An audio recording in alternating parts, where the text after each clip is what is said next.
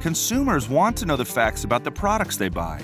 But America's agriculture landscape is not easy to navigate. Between different companies, scientific advancement, government regulations, advertising campaigns, and an unhealthy amount of myth and misconception, anyone would be hard-pressed to make sense of it.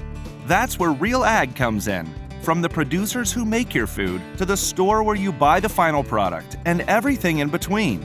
This is Real Ag. Agricultural machinery is a large part of most farm operations in Kansas.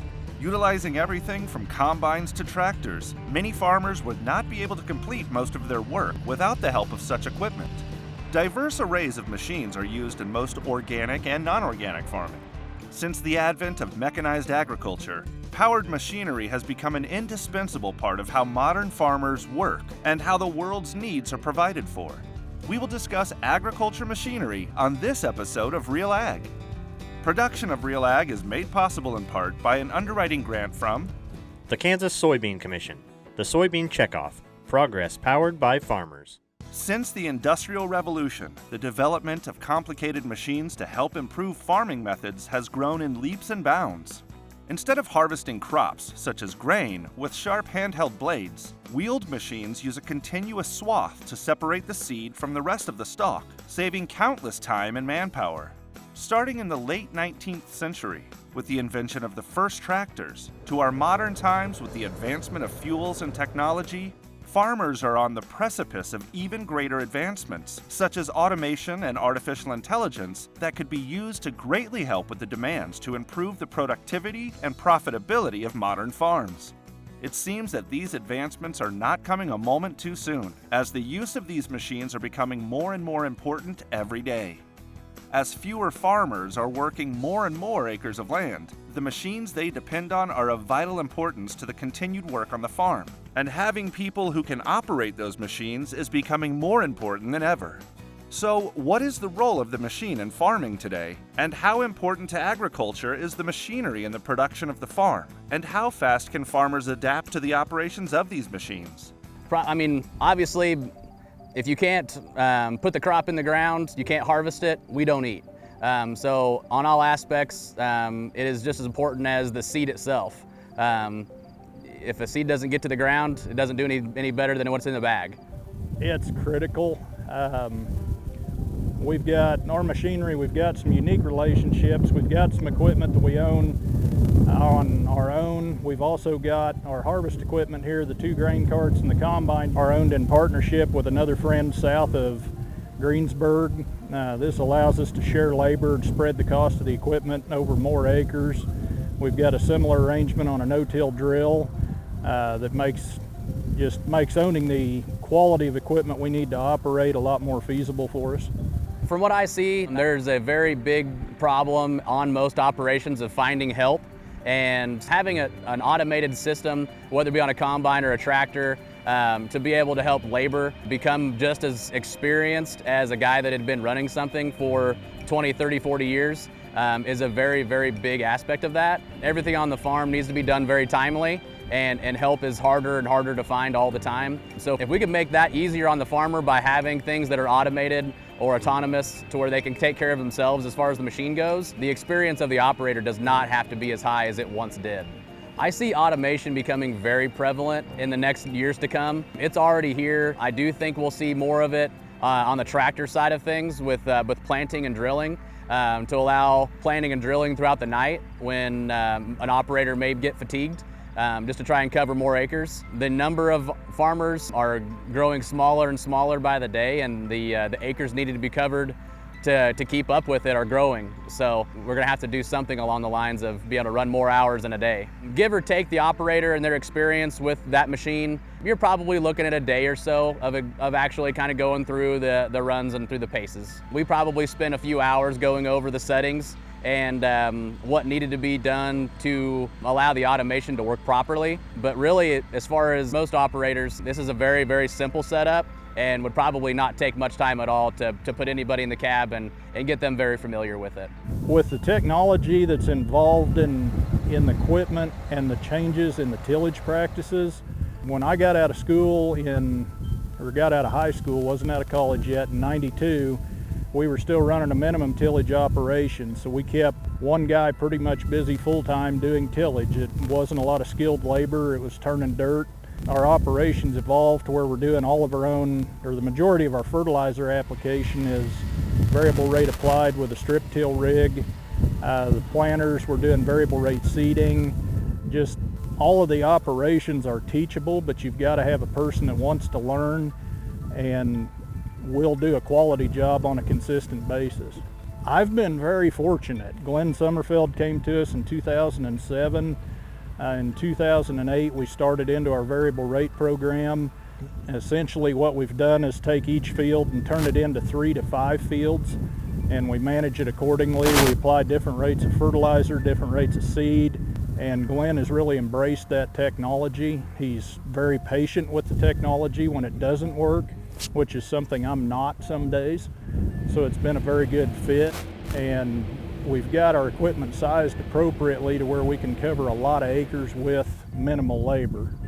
The machines and operators are an invaluable asset to modern producers, but having the right kind of equipment is just as important. Like having the correct tool for each job, having the right piece of machinery to do that job seems like a no-brainer. But what are some of the different types of agricultural machinery, and what are they used for? Different types of ag machinery you'll see, at least in our area. We're very, probably broad as far as crops grown. There's a lot of other cereal grains out there, as wheat, milo. We're actually becoming into cotton country. We've got a lot of hay equipment out there now, as well as you start looking around too, and this is beef country as well. As far as harvesting goes, a combine can be used on most harvesting needs. Hay equipment would be a little bit different as far as how you would harvest that, but in generalities, be very similar. Foremost, a combine is what we consider a harvester as well. It can be named many different things, but really its primary piece is to take the crop from the field, clean it, and from the combine it'll go into what we call a grain cart. It's what's able to take the grain from the combine and take it to a truck. The big purpose of having a grain cart is to keep your combine productive. Its main objective, like we were talking, is to harvest. So if you take the combine to the truck, you're losing productivity, you're losing dollars. This stuff is so expensive, you've got to keep it running. The tractor is what is hooked in front of the grain cart, and it's more used as a transport device. It's used as moving the grain cart. It can be used for anything from planting, drilling, windrowing. It's a very versatile piece. Most operations have many more tractors than combines. Combines or harvesters have only one purpose, and that's really to harvest the crop itself. Harvest it and clean it. It's not really used anywhere else on the farm. Based on different crops, like today we're harvesting corn, so it'll have a corn head on it. A little bit easier to point out because it's got snouts on the front that allow the corn to feed into the combine. We refer to a lot of other cereal grain heads as platform heads, or a flex head or a rigid head, depending on what crop you're in, for like a wheat, milo, soybean situation. We've got several older four-wheel drive tractors, primarily Case IH and Steiger. We've got one new tractor as a Case IH 380. We've got the John Deere Air Seeder. We've got the 8250 Case Combine, and that probably catch the majority of it, other than some incidental equipment. Combines and tractors are pretty standard use on most farms in Kansas. Tractors are the traditional workhorse machine used to push and/or pull implements that till the ground, plant the seed, as well as other tasks. Combines do a majority of the harvesting work with various attachments depending on the crop being harvested. Planters are also a specialized machine to, you guessed it, plant the seed into the ground. Other specialized machines, such as sprays, balers, as well as other agricultural implements, do various jobs necessary to the farm.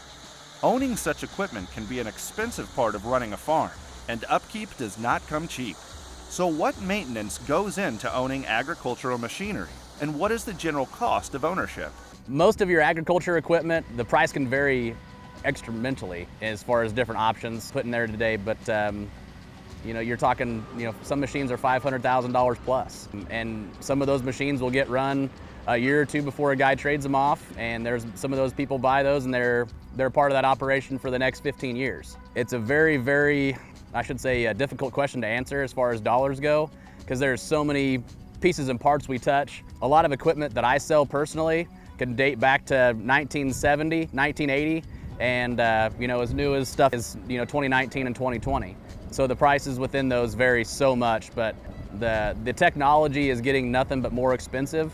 Whether that's the right way or the wrong way, it comes with a price tag. If you're talking new, a corn head can easily be $100,000 or more. A lot of those platform heads, which drapers are becoming very popular, can be up to 40, even 50 foot, and are well over $100,000. Margins are very thin on the farm, so guys have got to be very in tune with how their operation functions to be able to make those purchasing decisions. There's a lot of operations that may trade by the year, may trade by the hour. They may have a formal or informal trade program to trade pieces and parts of those farm machineries in or out based on usage. It really is probably a per farm or per operation basis on how they handle those things. But as far as the dollars go, there's lots of dollars antiquated, even if you're a small farmer, to make some of these trade decisions. We've kind of changed the way we do things. At one point in my life, we kind of got married to equipment, basically kept it on life support, wouldn't let it die. The cost of our maintenance program got to be excessive, so we began upgrading. The other issues we ran into were trying to find skilled labor to operate the additional pieces of equipment. So recently, the last 5 to 7 years, we've been trading combines once a year to keep things under warranty. The machine we're running now will actually do more work than the two we were running previously. Our air seeder's 40 feet wide. We can get over 200, 250 acres a day with it on a good day. Planting equipment's the same way. When you find a skilled operator, you've got to give them the tools to get over the acres and do the job you need done in a timely manner. Our dealership has been very instrumental. They've taken the time to get to know our operation, what we're doing, what we need, and when they see an opportunity pop up, they call and say, hey, we've got this unit, we can get you into it, the payment stays the same so your cost per acre doesn't go up, and that's something we hadn't had in the past, and that's been very beneficial to us. A harvester is probably one of your highest wear items on the farm. There's lots of moving parts, belts, chains, drive shafts. Anything that the crop touches itself is wearing all the time, let alone the engine, transmission, that kind of thing. The combine is probably one of your heavily used or heavily weared items, and it probably is traded more often, even if it is very specific and only used for a few weeks out of the year. There's probably a little bit of a scale to that as well.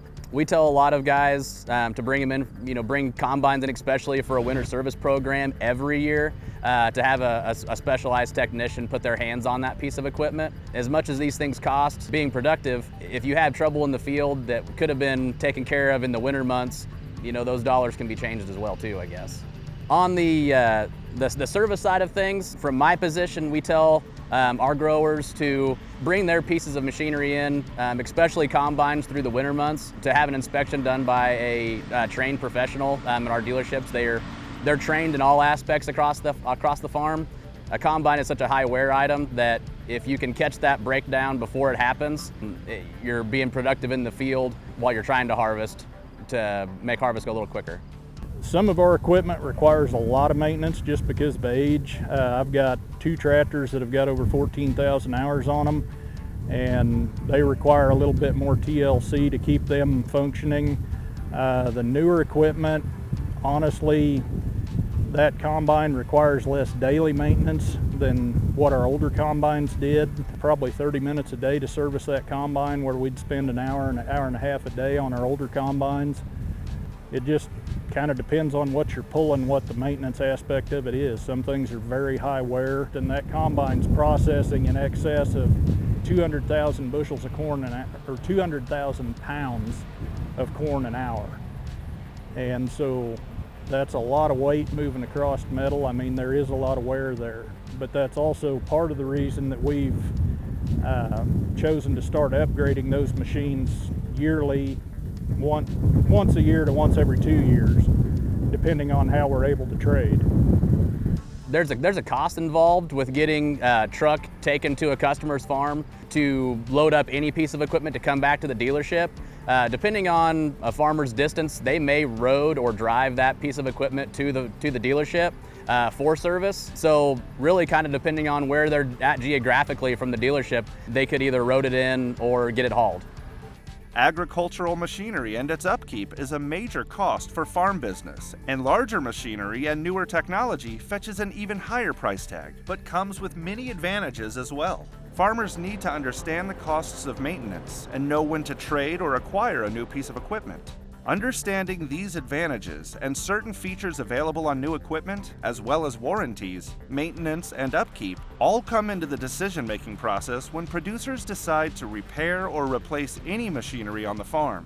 With all of the new advancements in agricultural machinery, what new technology is on the horizon, and how can it help the producer? I see automation being one big key factor of that. I'm sure as technology gets better, and some of the small issues we see as far as software goes, those will be less and less by the years to come, just as everything becomes simpler and more and more common. We're really kind of taking leaps and bounds as far as some of the tools at bay now. The longevity of a lot of these machines nowadays is becoming longer and longer all the time. We have a lot of these machines out now that are very similar like they are today, that have got maybe 8, 9, 10,000 hours on them. And some of the older equipment yet may be up in the tens to 15,000s of hours. If a guy has if an operation has a good maintenance program, you know, I think a lot of our goals are to make these machines run for 15 to 20,000 hours, just because of the simple fact of cost. And they're gonna be around for the next 50 years. With the introduction to DEF here probably back in model year 12, model year 13, depending on what piece that was, machines have become much more efficient as far as fuel usage goes, and power is much more available than what we had in the past. Everything is growing by horsepower in leaps and bounds, and the more efficient we can be through the field as far as fuel consumption, the better. As far as the electric side of things, I'm sure it's coming. I know there's got to be people out there playing with that idea. I've heard rumors of different brands, even our own, playing with some of those electric options. I don't know even close what that time frame may look like. I do think that the most evolving thing in this industry now is the technology of things, whether it be, you know, GPS, which steers the tractor or combine, the automation of everything. You can have a guy in the machine does not have to make his own crop choices as far as settings go, but the machine thinks for itself more. I do think technology is coming a long ways and will probably be the next big thing for probably the next infinite years to come, whether it is harvesting or planting or drilling. Probably the biggest issue that we have with technology, whether it be automation or anything else that's really kind of come along that way, is a lot more software issues that we see than anything. And they're relatively minor, but it's a very, very big scope of things. So the problems there are probably higher than most. The reliability of the rest of the machines are very, very reliable. I think there will be kind of a shift in terms of the talents that are necessary. In terms of essentially, I think there will be less manual labor, physical jobs. And I think there will be more jobs with regards to some of the STEM technologies in terms of operating those robotic systems, maintaining them. And so in some respects, I think there will be some labor released, but also I think the bigger picture is going to be the change in the skills necessary to work in those plants. It will be much more technical, and the education requirements will probably be higher in the future than just the manual labor. And I think you're going to see that also nationwide with regards to some of the fruit and vegetable harvesting operations, in terms of there's a big interest in seeing if they can come up with an affordable capital means to harvest those crops through robotics and other technology, and maybe decrease the reliance on labor, which is in some parts of the country, especially rural areas, there is a shortage of labor to essentially do those jobs. There is a recognition of this, and for example, many of the cooperatives are needing labor to essentially, and some of it isn't necessarily manual. In terms of some of it, they do need some skills. But the starting wage on some of these things of somebody coming out of high school is almost equivalent to a BS degree starting wage. And so you're seeing, for example, increasing wages within those locales. And in some respects, I think it is also affecting the willingness of individuals to further their education. In terms of technology, I think technology will continue to advance with more of the robotics that you see in other industries. People are going to adapt that to the agricultural context.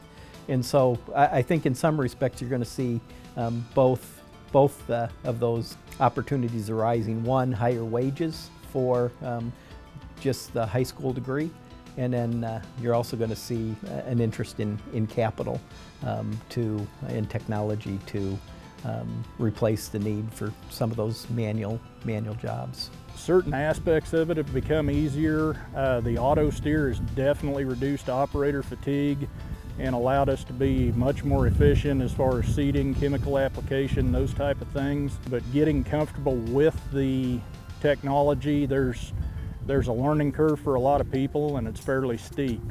Long story short of what automation is trying to do is be able to take the operator experience out of the equation. We have a very tough time of probably putting operators in the cab of a lot of these machines, and the automation side of that aspect is trying to put a different body in that machine that doesn't have to have all the experience to set the combine the way it needs to harvest correctly. So it's able to do 6 different adjustments, including ground speed, to optimize harvest efficiencies.